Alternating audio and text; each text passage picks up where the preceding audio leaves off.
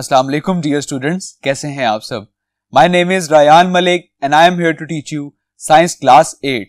आज हम सॉल्व करेंगे चैप्टर नंबर 11 की एक्सरसाइज। तो आइए चलते हैं बोर्ड की तरफ।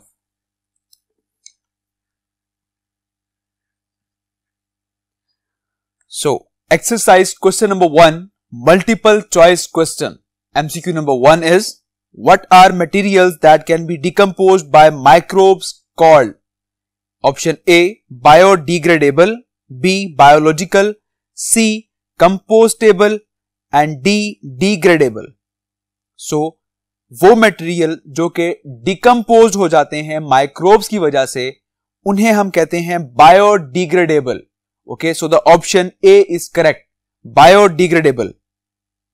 MCQ number 2, which of these are not made using microbes? Option A, bread, B, cheese, C, lemon curd and D, yogurt. So, इनमें से कौन से हैं जो कि माइक्रोब्स को इस्तेमाल करके नहीं बनाए जाते? And that is C, lemon curd. Okay. Third MCQ, athlete foot is a disease caused by A, bacterium, B, fungus, C, mutation and D, virus. Athlete foot जो डिजीज है वो कॉज किसकी वजह से होती है? And that is from fungus. So the option B is correct. Fourth MCQ, diseases are most likely spread by A, coughing on someone, B, looking at someone, C, touching someone and D, waving to someone. So diseases जो हैं वो mostly किसके through spread होती हैं? So that is coughing on someone. अगर आप किसी के ऊपर खांसी करें तो उससे जो डिजीजेस हैं वो स्प्रेड हो जाती हैं। Okay, so the option A is correct, coughing on someone. Fifth MCQ, immune means once you have had a disease, A, there is a good chance you will get it again, B, there is a good chance you will not get it again, and C, you definitely will get it again, and D, you definitely will not get it again. So, अगर आपको कोई disease पहले हो जाए और अगर उसकी immune system पहले से डेवलप हुआ है आपकी बॉडी के अंदर, सो दैट मीन कि अब फर्दर अगर आपको दोबारा से वही डिजीज होती है तो आपका जो इम्यून सिस्टम है वो ऑलरेडी बिल्ड है उसको डिफेंड करने के लिए, उसको फाइट करने के लिए। Clear? So the option B is correct. There is a good chance you will not get it again. Okay.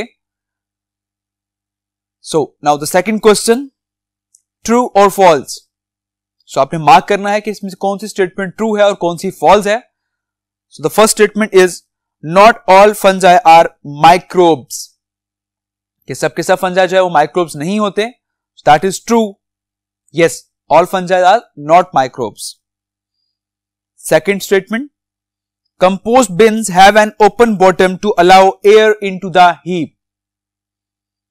So this statement is false. कि compost bins जो होते हैं वो बॉटम से ओपन नहीं होते कि वो बॉटम से ओपन होकर वहां से वो एयर को अलाउ करेंगे। बेसिकली वो टॉप से ओपन होते हैं जहां से वो एयर को अलाउ करते हैं और इस तरह से वहां पर जो माइक्रोब्स हैं वो फर्दर ग्रो करते हैं, उनको एक एनवायरनमेंट मिल जाता है। इस तरह से वो फर्दर जो भी वहां पे मटेरियल है, जो वेस्ट मटेरियल जो एनिमल्स का और प्लांट्स का है, उसको फर्दर वो डिकम्पोज कर सकते हैं। And the third statement, ringworms is an infection of the skin caused by a microscopic worm. So this statement is also false कि रिंगवॉर्म जो इन्फेक्शन है वो माइक्रोस्कोपिक वॉर्म से नहीं होता। And the fourth statement, microbes that enter the body are quickly destroyed by blood clots. So वो microbes जो कि बॉडी में एंटर हो जाते हैं वो blood clots उसको फौरन से उसको खत्म कर देता है, उसको डिस्ट्रॉय कर देता है, उन माइक्रोब्स को तबाह कर देता है। So this statement is false because blood clot जो है वो सिर्फ ब्लॉकेज कर देता है और वो फर्दर डिजीजेस को बॉडी में एंटर नहीं होने देता। And the fifth statement, some antibodies dissolve the walls of microbes so that they burst open and die. तो ये स्टेटमेंट हमने लास्ट लेक्चर में भी स्टडी की थी and this statement is true. Clear? So I hope ये MCQ और true and false आपको क्लियर हो गए होंगे। सो अब हम पढ़ते हैं question number 3। And question number 3 is the diagram shows some different types of microbes. आपको कुछ डायग्राम शो हो रही हैं जिसमें डिफरेंट टाइप्स ऑफ माइक्रोब्स जो हैं वो आपको नजर आ रहे होंगे। So which picture represents a bacterium? So first one is bacterium के इनमें से कौन सी पिक्चर जो है वो बैक्टीरियम को रिप्रेजेंट कर रही है? सो अगर आप देखें तो जो पिक्चर बी है वो बैक्टीरियम को रिप्रेजेंट कर रही है। And similarly the second one that is virus के इनमें से कौन सी पिक्चर है जो वायरस को रिप्रेजेंट कर रही है? And that is C. So C जो है वो वायरस को रिप्रेजेंट कर रही है। And third one is fungus के इनमें से कौन सी पिक्चर जो है वो फंगस को रिप्रेजेंट कर रही है? सो ए रिप्रेजेंट कर रही है फंगस को। क्लियर? आई होप ये 3 क्वेश्चंस आपको क्लियर होंगे। अब हम स्टार्ट करते हैं क्वेश्चन नंबर 4।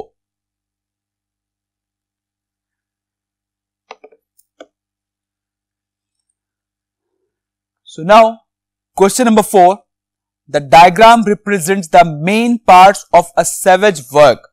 एक सेवेज वर्क आपको डायग्राम में शो हो रहा है जिसमें आप देख सकते हैं कि यहां पर एक सेटलमेंट टैंक है और यहां पर एक लार्ज टैंक है। और जैसा कि आप यहां को नजर आ रहा है, ये रेड से मैंने शो किया, बेसिकली ये आपका स्लज है जो कि एंड पे सब इकट्ठा हो गया है, जो कि कंपोज कर रहा है यूरिन पर, फिसिस पर, एनिमल वेस्ट पर, और वो वेस्ट जो अब वॉशिंग से आ रहा है और जो इंडस्ट्रियल वेस्ट है वो सब यहां पर इकट्ठा हो गया है। और फर्दर जो आपका वाटर है वो मूव कर रहा है लार्ज टैंक में। ओके, और लार्ज टैंक में उस वाटर को फर्दर स्प्रे किया जा रहा है और यहां पर जितने भी इसके अंदर जो माइक्रोब्स प्रेजेंट हैं वो फर्दर उस बैक्टीरिया से वो फीड लेते हैं और इस तरह से आपका जो क्लीन वाटर है वो फर्दर मूव कर जाता है रिवर्स में या फिर समंदर में। क्लियर?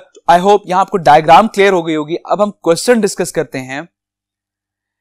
तो question number 1, name 3 things that are found in sewage. So आपने कोई से 3 चीजों के नाम बताने हैं जो कि सेवेज में पाए जाते हैं। तो जैसा कि मैंने डिस्कस किया कि सेवेज में यूरिन और फीसिस मौजूद होते हैं। इसके अलावा जो वॉशिंग से जो वेस्ट आ रहा है वो भी यहां पर मौजूद होता है और इसके साथ साथ जो इंडस्ट्रियल वेस्ट है वो भी यहां पर मौजूद होता है और इसके साथ साथ यहां पर हार्मफुल माइक्रोब्स भी प्रेजेंट होते हैं। सो आपने कोई से 3 चीजों के नाम लिखने हैं। So write the names of these 3 things. The first one is urine and feces. Second one is waste from washing, and the third one is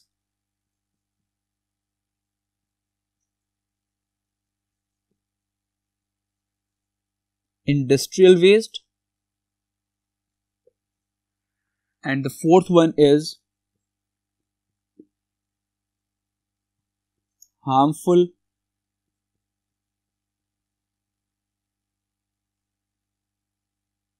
microbes. Clear? So अब हम डिस्कस करते हैं question number 2। So now question number 2, what happens in the settlement tank. Settlement tank में क्या होता है? Basically settlement tank में जो वाटर है वो मूव कर जाता है इस लार्ज टैंक में और रिमेनिंग जितना भी आपका जो स्लज मटेरियल होता है, जो वेस्ट मटेरियल है, वो सब इकट्ठा होकर वहां पे स्लज बन जाता है और वो स्लज जो है वो फर्दर फिर हम यूज करते हैं एज अ फर्टिलाइजर्स और उसपे फिर फर्दर हम मीथेन गैस भी प्रोड्यूस कर सकते हैं। Clear? So write the answer.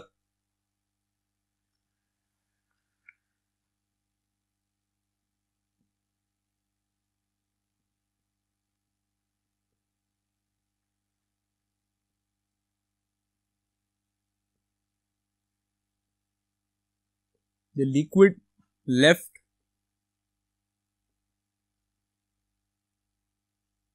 to the large tank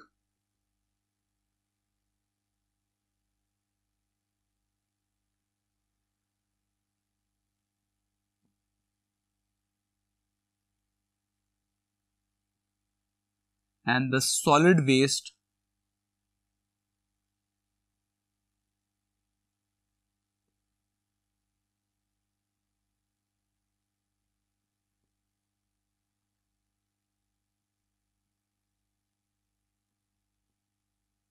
deposited at the bottom of tank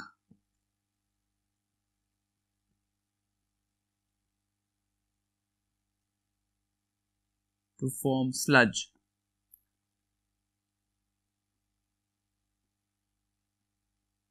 And this sludge is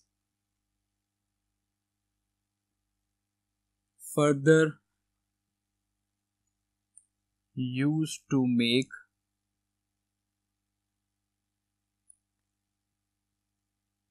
fertilizer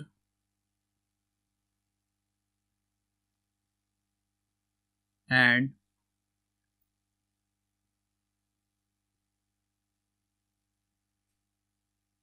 methane gas. Clear?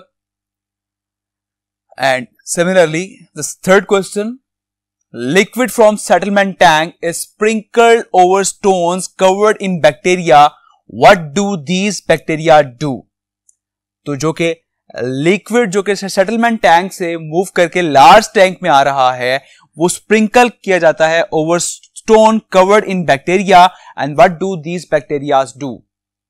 तो जैसे कि आपको देख सकते हैं, जो लिक्विड यहां से आ रहा है सेटलमेंट टैंक से, वो इस लार्ज टैंक में आके वो स्प्रिंकल किया जा रहा है.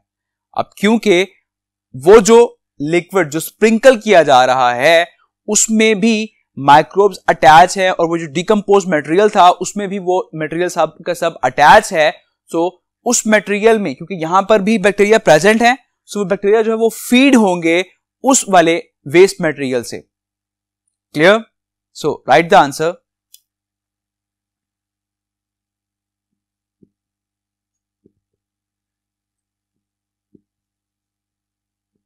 Liquid from settlement tank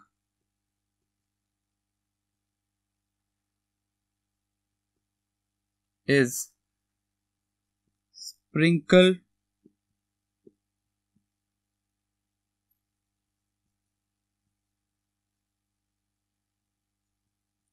over stone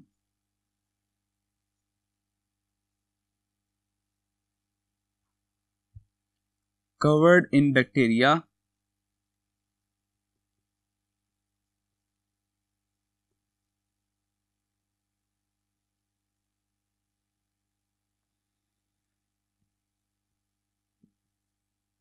which feed on any waste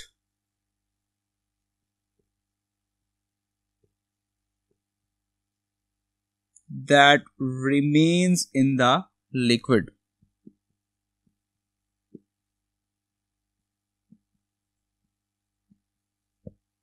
Clear? So liquid from the settlement tank is sprinkled over stone covered in bacteria which feed on any waste that remains in the liquid. तो वो bacteria जो है वो feed करेगा किसी भी waste पर जो कि उस लिक्विड में मौजूद होगा. Clear? Now the MCQ. Now the question number 4. Sewage is biodegradable. Explain what this mean. कि sewage को हम biodegradable क्यों कहते हैं, इसका क्या मतलब है? तो biodegradable बेसिकली ऐसी चीज को कहते हैं जो कि डिकम्पोज्ड हो जाए. Okay, so the components of sewage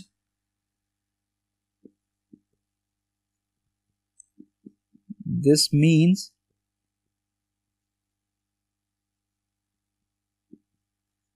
that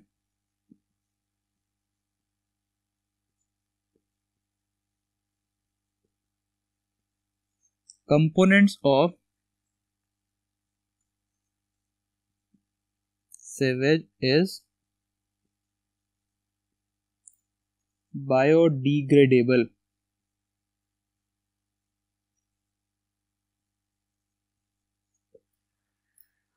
clear? So I hope ये क्वेश्चन आपको क्लियर होंगे. अब हम डिस्कस करते हैं इसका next part.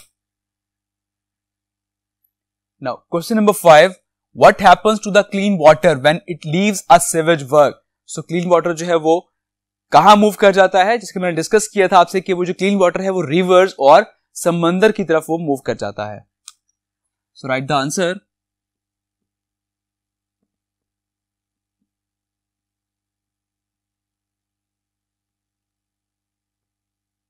the clean water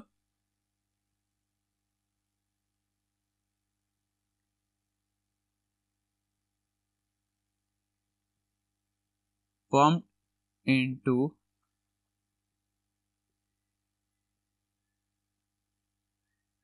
river or sea.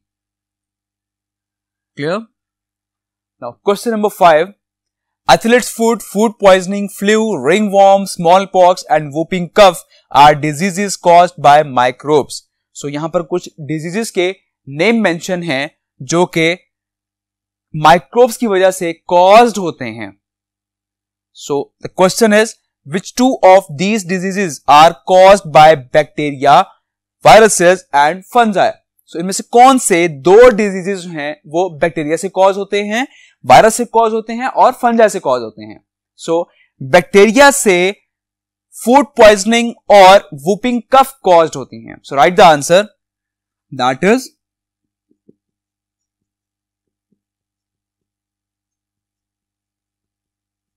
Food poisoning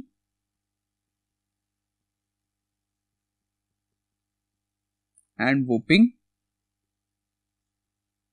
cough. And similarly virus से कौन कौन से डिजीज कॉज होते हैं, जैसा कि स्मॉल पॉक्स और flu.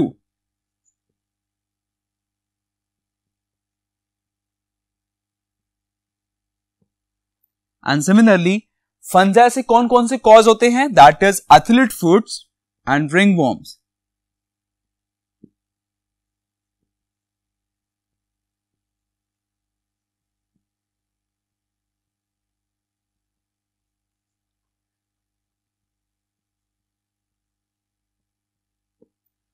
Clear? Now the next question, what is meant by being immune to a disease? कि किसी भी डिजीज से इम्यून होने का मतलब क्या है कि जब नॉर्मली हम एक बार किसी भी डिजीज से इन्फेक्ट होते हैं तो हमारी बॉडी में एक इम्यून सिस्टम डेवलप हो जाता है जो कि उसके अगेंस्ट फाइट कर रहा होता है, और जब नेक्स्ट टाइम कभी भी आपको वो डिजीज दोबारा इन्फेक्ट करती है तो आप ऑलरेडी आपकी बॉडी के अंदर इम्यून सिस्टम डेवलप है जो कि उसके अगेंस्ट फाइट करेगा और आपकी बॉडी को वो डिजीज अफेक्ट नहीं करेगी.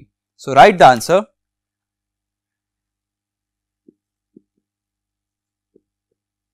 Once you have had a disease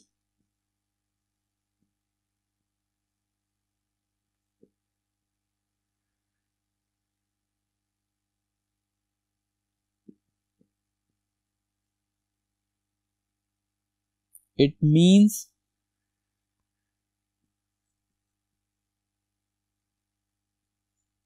your body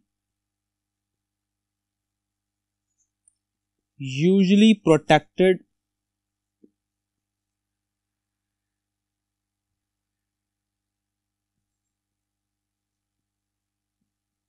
from this disease.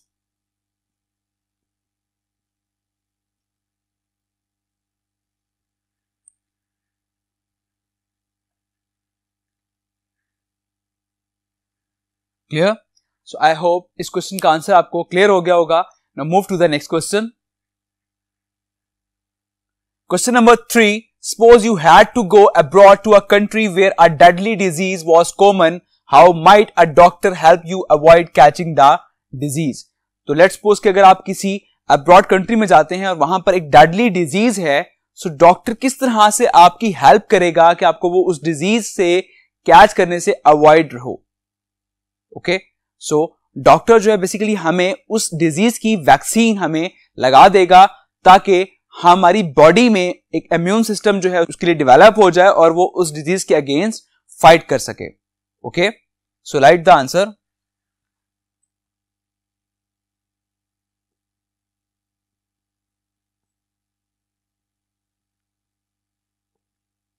The doctor would give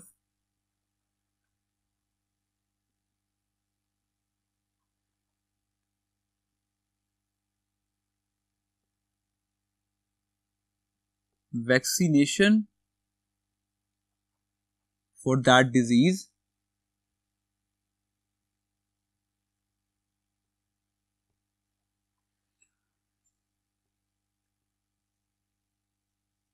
so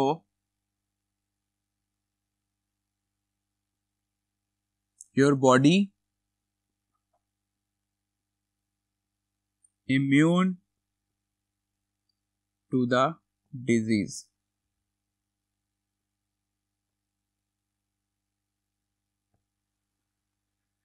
clear?